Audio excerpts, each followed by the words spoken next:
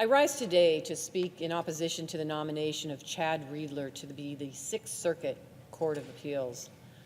This nomination, if confirmed, would be advanced without the support of one of his home state senators, and it deliberately ignores Senate precedent that has historically respected senators' ability to identify nominees that best fit the needs of their state. In his current position at the Department of Justice, Chad Readler led the legal briefs for some of the department's most extreme positions.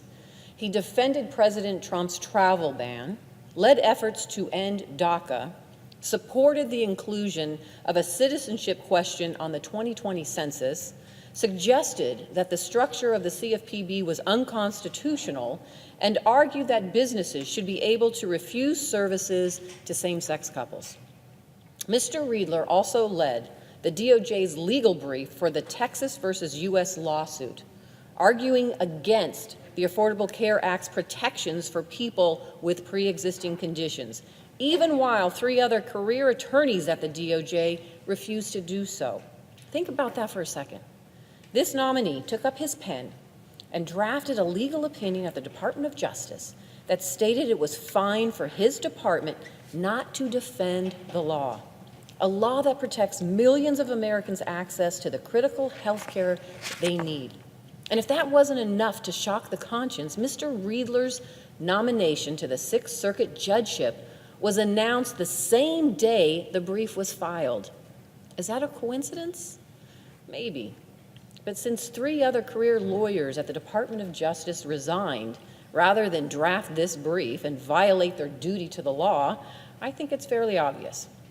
This administration has made it crystal clear that Mr. Readler was chosen because of his willingness to dismantle the ACA and completely eliminate critical protections that ensure seniors, kids, and families in Nevada and across this country are able to get health insurance, regardless of whether or not they have a previous medical condition.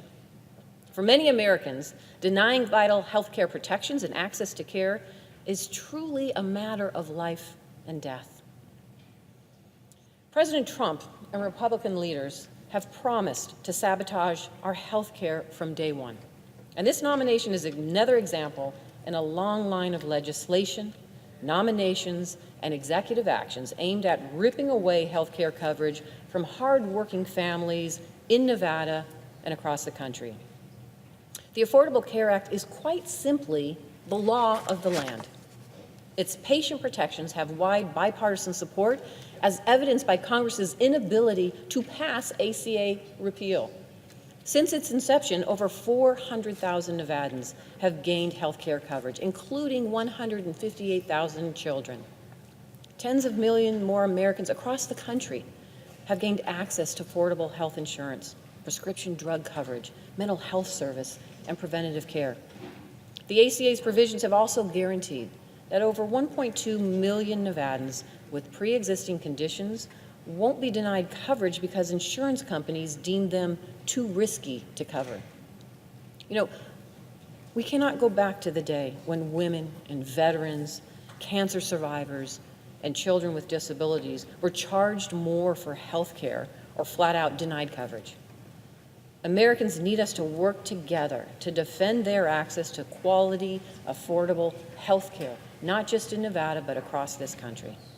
Yet Mr. Readler has shown us that he would instead take us backwards, unraveling more than a decade of progress and wreaking potential havoc on our economy. This nominee has demonstrated that he's willing to carry water for this president's political interests and not serve in the best interests of Americans. I oppose Mr. Readler's nomination because Americans deserve a judge who respects the rule of law and interprets the law based on statute, not the political needs of this or any administration. I oppose this nominee because Senate Republican leaders are trying to jam him through without the support of one of his home state senators, a direct attack on our constitutional role as United States senators to advise and consent.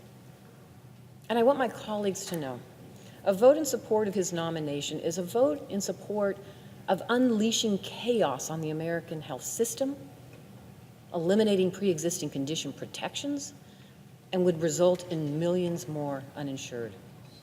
Mr. Readler is a dangerous choice who has a long track record of supporting the most extreme legal positions, which makes him unfit to sit on any court, much less one whose decisions will impact millions of Americans. Thank you, Mr. Chair. I yield the floor.